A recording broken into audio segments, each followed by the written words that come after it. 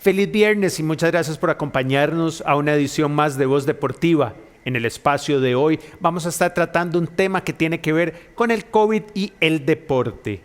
Los nuevos casos reportados en equipos de primera división del coronavirus nos llevan a preguntarnos cómo se debe recuperar y cuál debe ser el proceso para que un atleta pueda regresar a la competición luego de sufrir esta enfermedad.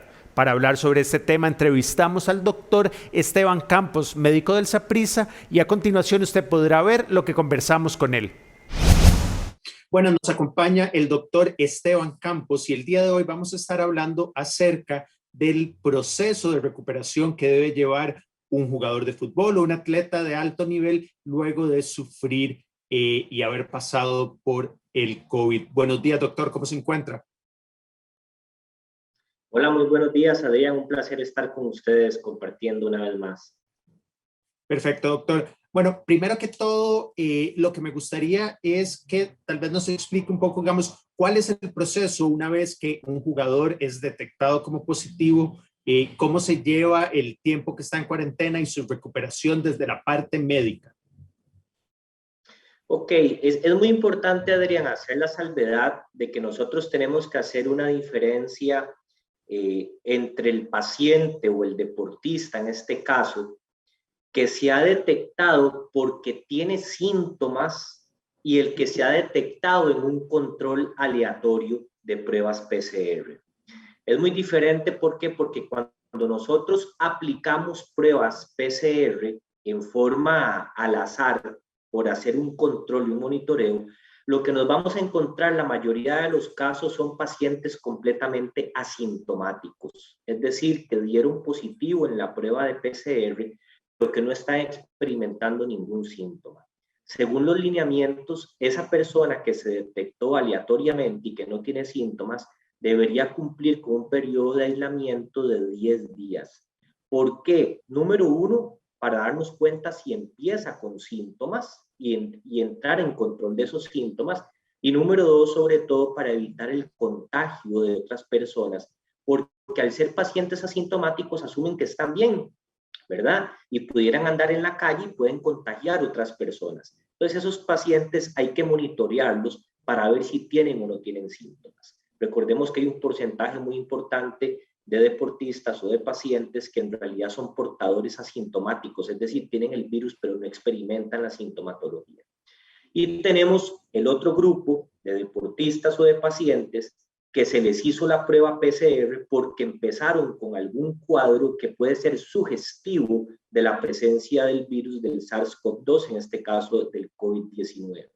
Ahora, ¿cuáles son esos síntomas? Son síntomas muy variados. Nosotros tenemos desde síntomas muy leves como simple dolor de cabeza, como malestar general, como una sensación de catarro que no pasa a más, hasta pacientes que hemos visto que terminan en una unidad de cuidados intensivos por problemas respiratorios o cardíacos severos y que se complican lamentablemente.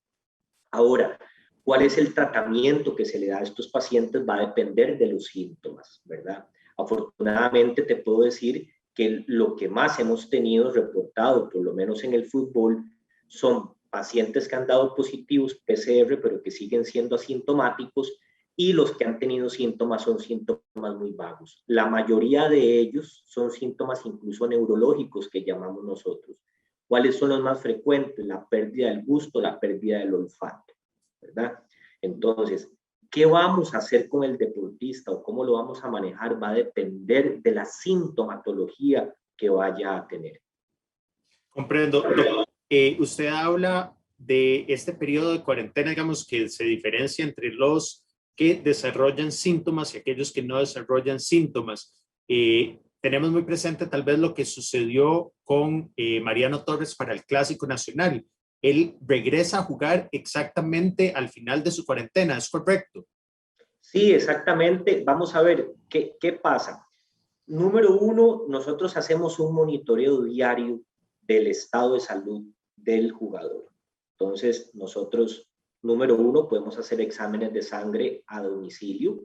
Número dos, nosotros podemos ir censando algunos signos y síntomas que tenga el paciente, si tiene temperatura, si tiene pérdida del aire, si no puede respirar bien, Y obviamente en el caso de Mariano, por ejemplo, por poner este ejemplo que estamos hablando, ellos han sido casos positivos completamente asintomáticos, es decir, fueron detectados en un testeo masivo de control, mas no fue porque han desempeñado síntomas. Entonces eso hace que la transición sea un poco más rápida, ¿verdad? Incluso permite que ellos en el periodo de aislamiento hasta puedan hacer una especie de ejercicios diferenciados para que no pierdan su condición física, pero esto no lo permite justamente el que no haya presencia de síntomas respiratorios, ¿verdad? Que pueda tener el paciente.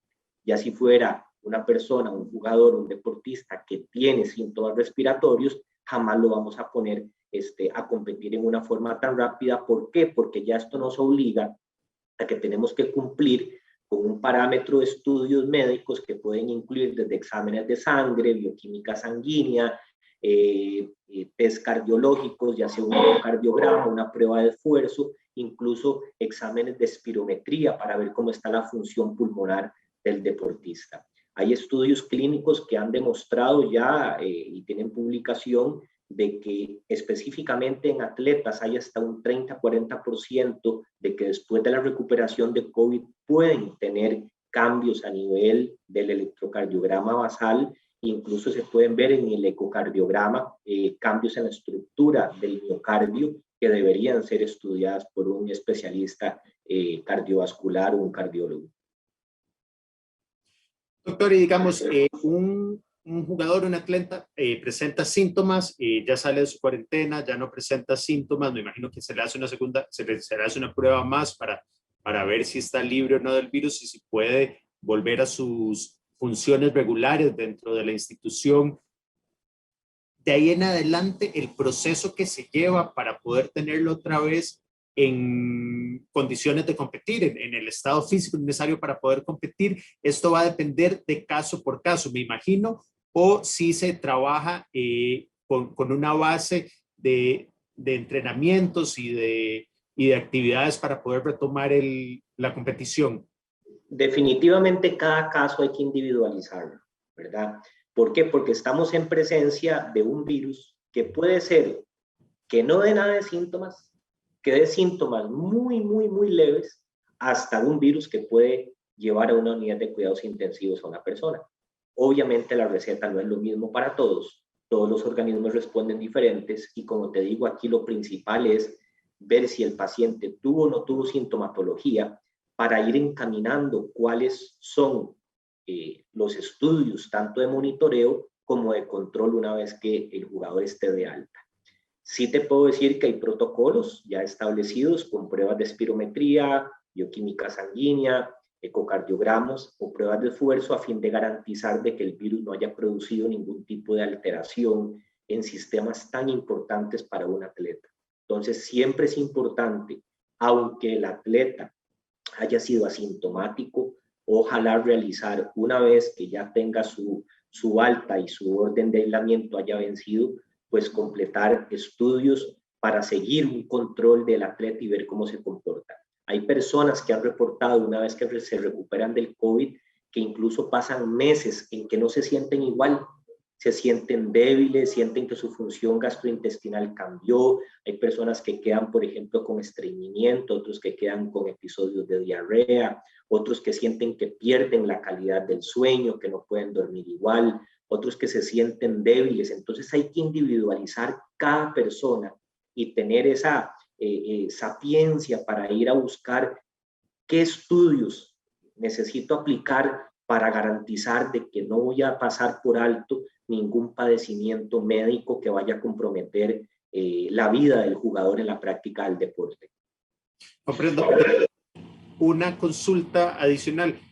¿Qué tan importante es o qué tanto más bien han aprendido ustedes, digamos, en el último año en el manejo de estos casos? Me imagino que la cantidad de información y la experiencia de ya haber tenido más de un caso en el equipo, varios casos, les ha permitido ir mejorando estos protocolos y esta forma de atención.